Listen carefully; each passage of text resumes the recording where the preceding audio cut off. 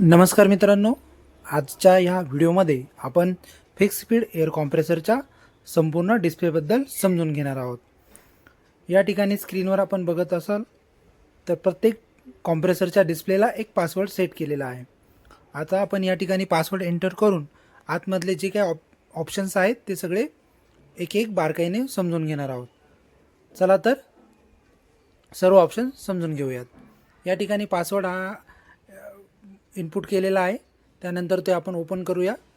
Open केल्यानंतर आपल्याला बघायला मिळेल ऑपरेटर, टाईम आणि सर्व्हिसेस।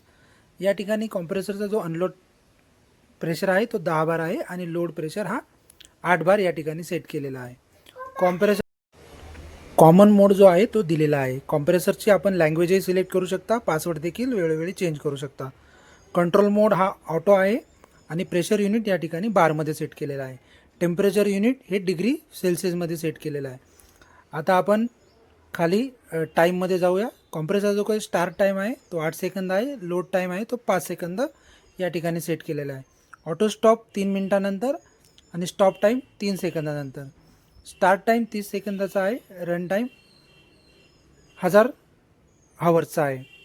आता आपण पुढे सर्व्हिसमध्ये जाऊया आणि सर्व्हिसमध्ये काय काय आहे ते समजून घेऊया।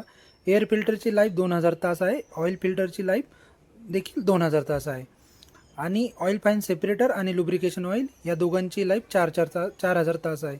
तसेच ग्रीस आणि लुब्रिकेशन हे 9000 तासांनी या ठिकाणी बदलायला लागतं।